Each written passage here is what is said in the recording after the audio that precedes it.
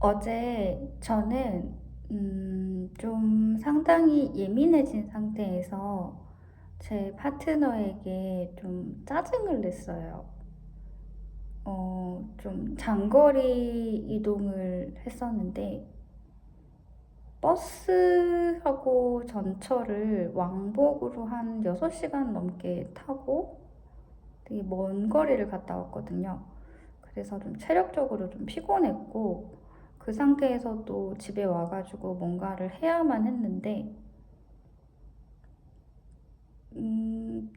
제가 제 파트너의 그 사소한 행동 하나하나에 굉장히 짜증을 내고 예민하게 구는 거예요. 그래서 제가, 음, 내가 왜 이러지? 라고 생각을 했었는데, 파트너가 조용히 저쪽에 따로 구석에 가가지고 뭘 이렇게 검색을 하고 있더라고요. 그러더니 멜트다운이라는 것에 대해서 알아보고 있어 라고 얘기를 하더라고요. 이제 파트너는 제가 자폐인이라는 것을 알고 있으니까 저는 이제 신경다양성 질환 중에서 ADHD하고 자폐 스펙트럼을 가지고 있는데 자폐가 있다는 것을 처음 알게 된 거는 음, 좀 다른 사람들에 비해서 청각이 예민하고 저기 멀리서 들리는 소리가 굉장히 크게 귀에 고막에 때려박는 것처럼 들린다.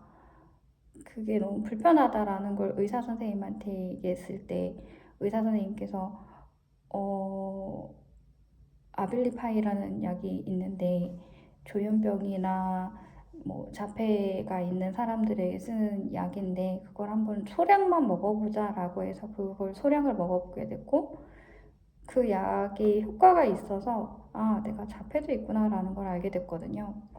그러면서 이제 어 사실 저는 내가 성소수자라는 것 그리고 ADHD가 있다는 것 그리고 여성으로서 좀 유리천장을 많이 견디고 살아야 된다는 것, 그리고 나이가 들어가고 있다는 것, 뭐 이런 여러 가지 것들을 다 수용하고 받아들이고 했지만 내가 자폐가 있을 수도 있다라는 거는 좀 가장 마지막까지 받아들이기 힘들었던 부분인 것 같고요. 그런데 그래, 내가 자폐 스펙트럼의 안에 있는 게 맞지라는 걸 인정하고 나니까 그동안 맞춰지지 않았던 수많은 퍼즐들이 맞춰지는 거죠. 그래서, 성인 자폐 스펙트럼 환자가 맞군이라는 걸 인정하게 됐는데, 그런데 이제 저와 함께 살고 있는 제 파트너는 저로 인해서 생기는 여러 가지 불편함에 대해서 제가 스스로 설명하지 못할 때는 본인이 직접 찾아가야 되는 거예요. 그래서 자폐인이 갑자기 그렇게 예민하게 구는 어떤 현상에 대해서 멜트다운이라는 게 있다더라.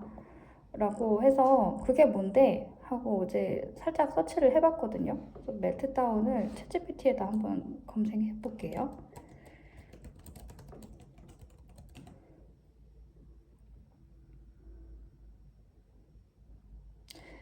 멜트다운을 겪는 자폐인은 자폐 스펙트럼에 있는 사람이 감각 정서, 인지적 과부하가 한계에 도달했을 때 나타나는 비자발적인 반응이라고 합니다.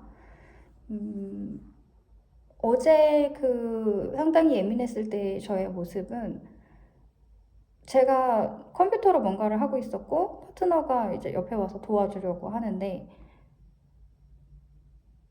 굉장히 사소한 거 하나하나에 짜증을 냈던 것 같아요. 아, 그렇게 하지 마. 지금 뭐 하려는 건데. 좀 저쪽으로 가 있어. 이런 식으로 반응을 했던 것 같아요. 멜트다운은 의도적인 행동이 아니다. 멜트다운은 조절 실패이고 관심을 끌기 위한 행동이나 떼쓰기가 아니다. 스스로 멈추거나 통제하기 어렵다. 본인도 그 상황을 원하지 않는 경우가 대부분이다. 라고 하거든요. 이제 주로 과부하 때문에 생긴다고 하는데요. 감각 과부하가 있고, 인지 과부하가 있고, 사회적인 과부하, 정서적인 과부하가 있대요. 감각 과부하는 뭐 소음, 빛, 냄새, 촉감, 그리고 인지 과부하는 너무 많은 정보, 갑작스러운 변화. 어제 제가 저희 집에서 어떤 특정한 지역으로 가는데 한 3시간 갔고, 그리고 어제 눈보라가 몰아치는, 눈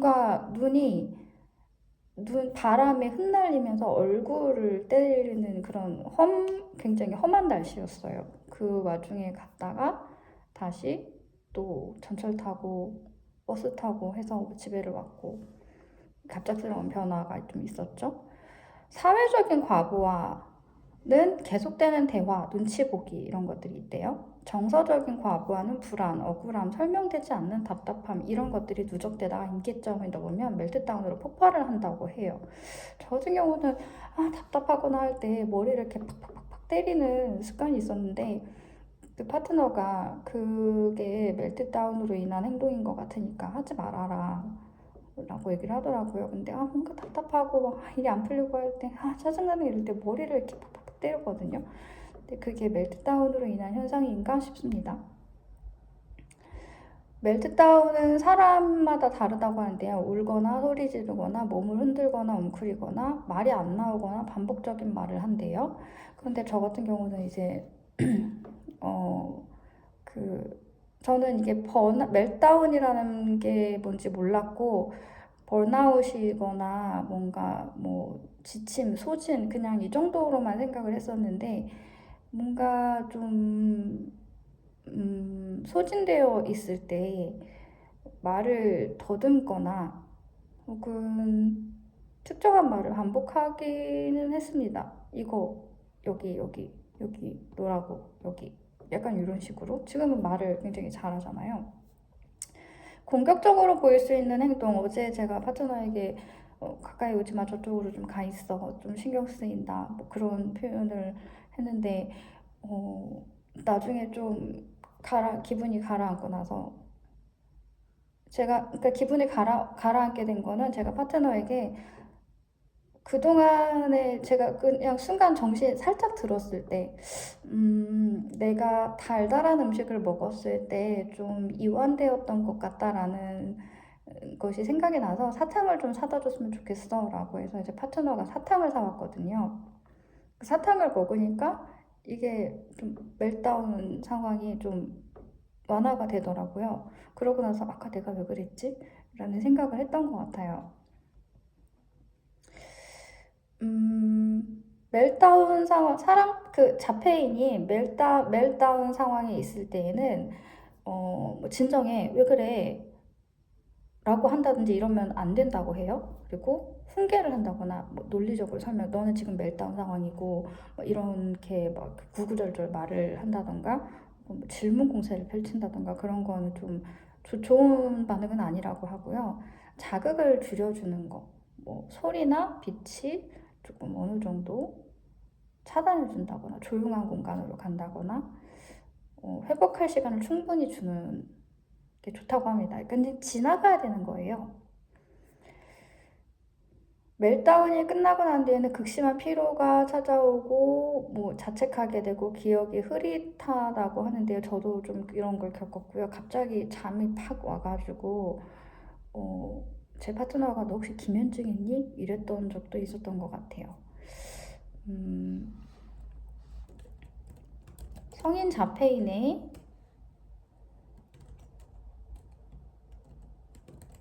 멜트다운 한번 볼게요.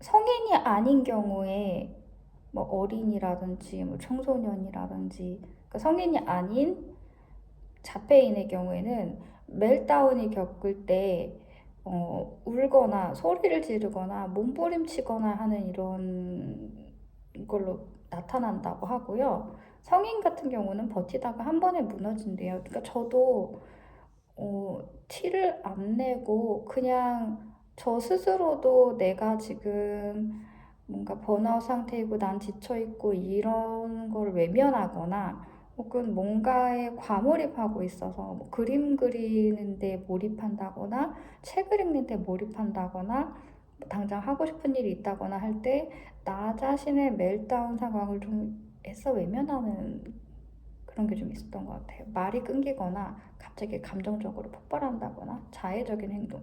그러니까 제 파트너가 좀 스트레스 받거나 할 때 머리 이렇게 팍팍 때리는 거 하지 마 라고 했던 게 자해적인 행동이라고 봐서 그랬던 것 같고요. 돌발 퇴장 갑자기 나가버리는 거예요.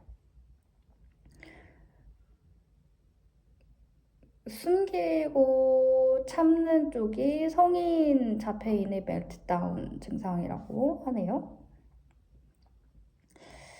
그 성인 자폐인이 멜트다운을 겪기 쉬운 과부하를 주는 상황이 암묵적인 규칙, 그러니까 눈치껏 해야 되는 그런 암묵적인 상황 있죠. 그게 굉장히 엄청나게 큰 돌덩어리를 짊어지고 있는 느낌입니다. 비자폐적으로 보이려고 하는 마스킹 행동, 우리 신경다양인들이 하는 마스킹 행동도 스트레스 많이 유발하죠. 음, 계속 정상인처럼 행동해야 할 때라든지 갑자기 이거 정말 공감되네요. 갑자기 예고 없이 일정이 갑자기 팍 바뀔 때요.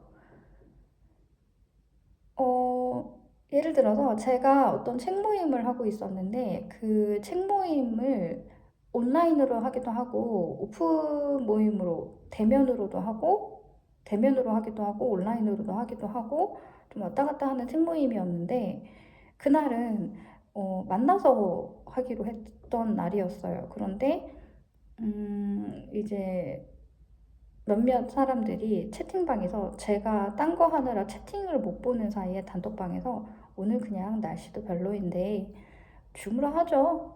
이런 식으로 얘기를 하게 됐고 저는 이미 가고 있는 상황이었던 거예요. 그 근처에 가서 카페에서 뭘 하다가 그 장소로 이동을 할 생각이었거든요. 갑자기 일정이 변경됐고 그게 저를 너무 화나게 했던 것 같아요. 그래서 그 소모임 분들한테 그것 때문이라고 말은 하지 않았지만 책 모임 더 이상 못하겠다 하고 나왔던 기억이 있네요.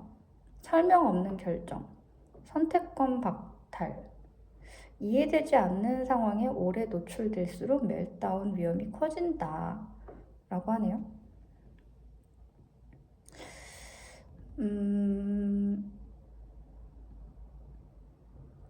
그 성인 멜다운의 흔한 모습 중에 제가 했던 행동도 있는 것 같아요. 그런데, 제 파트너는 집에서 같이 사는 사람이니까 저의 멜다운 증상을 많이 봤고, 그래서 너가 멜다운 증상을 겪고 있는 것 같아 라고 얘기를 했던 건데, 집 밖에 나가면 전혀 티가 안 납니다. 참거든요. 참기도 하고, 그리고 마스킹을 능숙하게 제법 잘 해냅니다. 그래서 아마 저를 아는 다른 사람들에게 나는 자폐인이고 종종 멜다운 증상을 겪어라고 하면 네가? 에이 그럴 리가 없는데 너 굉장히 멀쩡한데? 라고 얘기를 할 거예요. 하지만 집 안에 딱 들어오는 순간부터 정말 말 그대로 녹아내리는 거죠. 멜다운을 겪는 성인 자폐인에게 하면 안 되는 말이 있대요. 어른인데 그것도 못 참아? 말로 설명 좀 해봐. 사회생활 하려면 어쩔 수 없어. 왜 그렇게 예민해? 이런 말은 멜다운을 더 심하게 만듭니다. 그러면 어떻게 하는 게 도움이 되냐면요. 그냥 놔두는 거예요. 놔두는 게 도움이 됩니다. 저도 사회생활을 하고 있고, 그리고 또 어떤 공동체 생활도 하고 있고 하니까, 항상 나의 ADHD적인 면이나 자폐적인 면을 주변 사람들에게 드러낸다거나, 티낸다거나, 피해를 준다거나 하길 원하지 않거든요. 그래서 항상 긴장하고 조심하는데, 멜다운 증상이 오기 전에 예방할 수 있는지 한번 보겠습니다.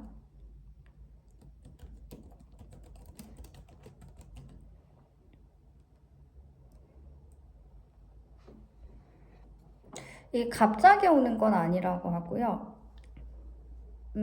전조 신호가 있으니까 그것을 미리 나만의 전조 신호를 알아야 한대요.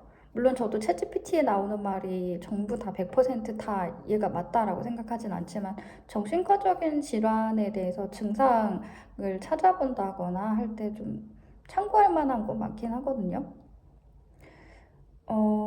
문장 정리가 갑자기 어려워진다거나 사소한 질문에도 머리가 갑자기 하얘진다. 소리나 빛이 날카롭게 느껴지거나 뭐 옷이나 안경, 피부 접촉이 좀 거슬린다거나 이런 자기 전조 증상이 있대요. 이유 없이 짜증이 난다거나 혼자 있고 싶다거나 움직임이 거칠어지거나 굳어진다거나 방지 브레이크 만들기 그 자리를 벗어나는 게 첫 번째라고 하는데, 저는 멜트다운이 뭔지는 사실 잘 몰랐지만, 이어 플러그는 항상 가지고 다녔던 것 같아요. 최근에는 좀 약을 잘 조절하면서 이어 플러그 쓸 일은 없었지만, 후드티도 도움이 되네요. 저 후드티 많거든요. 본능적으로 이런 걸 찾았던 것 같아요. 하루에 에너지 소모가 큰 일은 한두 개만. 어제 좀 많이 빡센 일정이긴 했어요. 약속과 약속 사이에 완충 시간 넣기. 그리고 편한 옷은 옵션. 저 옷을 지금 보시다시피 굉장히 느슨한 옷만 입습니다. 손에 쥘 수 있는 물건, 질감 안정용 물건이 필요하다. 피제 스피너를 좀 알아봐야겠네요. 그리고 마스킹을 줄이기인데요. 마스킹을 줄이는 건 쉽지 않은 것 같습니다.